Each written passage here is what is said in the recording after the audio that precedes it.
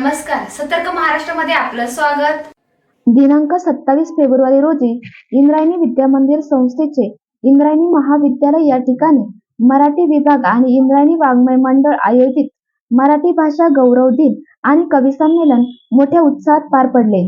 कार्यक्रमाचे उद्घाटन इंद्रायणी विद्यामंदिर संस्थेचे कार्यवाह चंद्रकांतजी शेटे यांच्या हस्ते पार पडले।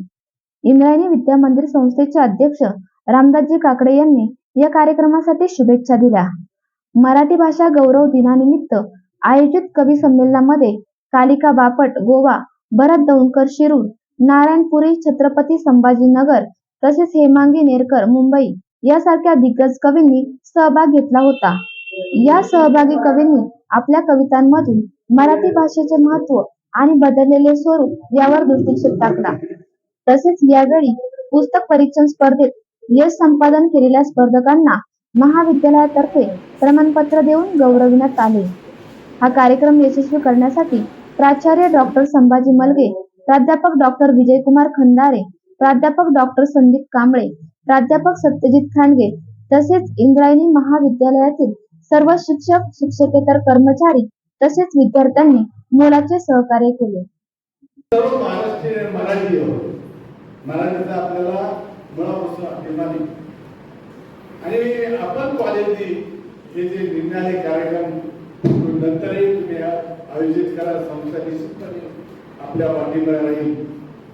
या मराठी भाषा गौरव दिनाच्या निमित्ताने मी आपले विद्यार्थी असतील, समोर बसलेले प्राध्यापक असतील, यांना एक मी विनंती करणार आहे।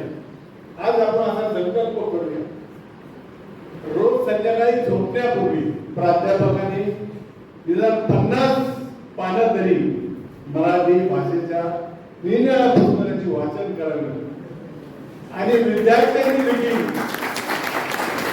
अभ्यासा व्यतिरिक्त आपल्या ग्रंथालयात हजारो पानांची पुस्तकं आहेत, त्याच्या 2 पानं तरी मराठीचे वाचावी, जेणेकरून तुम्हाला वाचण्याची आवड निर्माण होईल। हे संमेलन संपन्न होत असताना आईवरती लिहिलेली चिंदी नावाची कविता या ठिकाणी मी सादर करतो। चिंदी नावाची कविता आहे। जगण्याचं दारिद्र्य हे माझ्या कपाळी बसलं, आनंदाचं आभाळ सारं माझ्यावर कसं रुसलं। जगण्याचं दारिद्र्य हे माझ्या कपाळी बसलं, आनंदाचं आभाळ सारं माझ्यावर कसं रुसलं। पायी रुतलेले काटे चालताना भोसले रे, अशा चिखलाच्या वाटा नशीब मनात असले रे।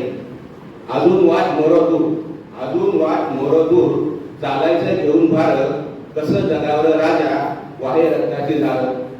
पोटाच्या आगीसाठी परत चोळी ते उसाचा, चोळी शिवून घालते डोंगर पेटला भुकेचा। नवरात गणकर होता कसा झालाय दारुडा, रोज घालतो धिंगाणा जिनं करतो चोराडा। सारा उघडा हा संसार, शेवटच्या वेळे सारा उघडा हा संसार, किती पाचोळ्याने चापू अंग निघालं सोडून, कसं थांबाला मी विकू। प्रथम मी कुसुमाग्रजांच्या पवित्र स्मृतींना विनम्र अभिवादन करते आणि मला असं वाटतं की मराठी माध्यमाकडे खूप दुर्लक्ष होतंय आणि इंग्रजी माध्यमाचं अतिक्रमण होत आहे आणि मराठीची गळचेपी होताना दिसते आहे।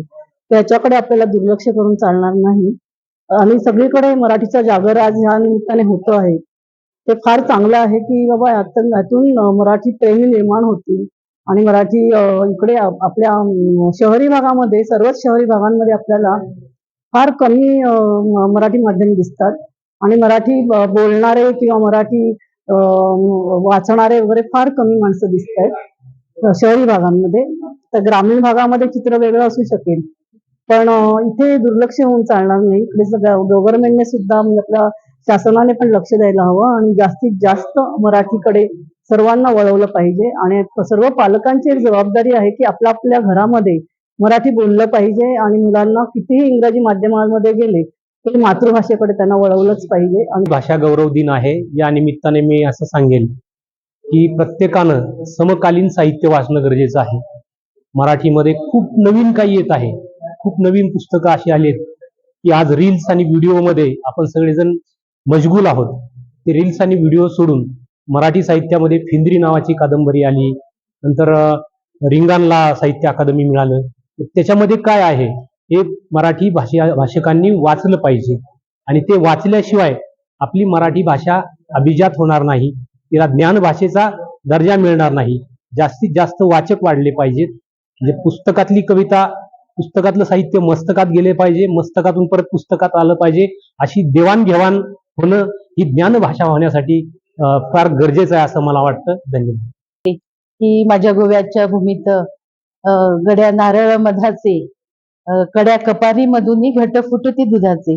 बाबा बोरकरांना तर सगळेच जण ओळखतात. अखिल म्हणजे राष्ट्रीय स्तरावर जिथे जिथे मराठी भाषिक आहे, जिथे जिथे मराठी भाषिक आहे तिथे आपण बाबा बोरकरांना ओळखतो.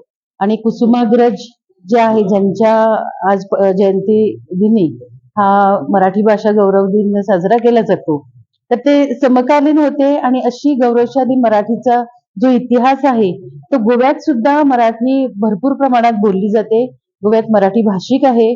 मी तुम्हाला असं अभिमानाने सांगू शकते की मी पत्रकार आहे आणि मराठी पत्रकार आहे. तर आमच्या गोव्यात मराठी जास्ती पेपर आहे. तर याच्यावरून कळेल की मराठीचा गौरव किती केला जातो गोव्यामध्ये. आणि गोव्यात साहित्य पण मराठी भाषेतून भरपूर प्रमाणात लिहिलं जातं.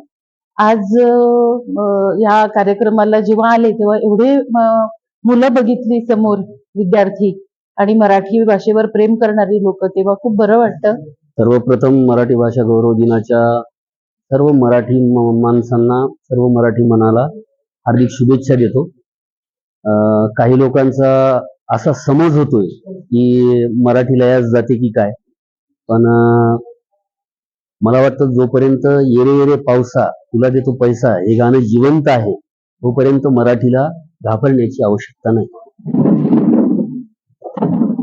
कृपया आपण माझ्या चॅनल व पोर्टलला सबस्क्राईब करा आणि बेल आयकॉनचे बटन दाबायला विसरू नका. संपूर्ण महाराष्ट्रात प्रतिनिधी नेमणूक चालू आहे.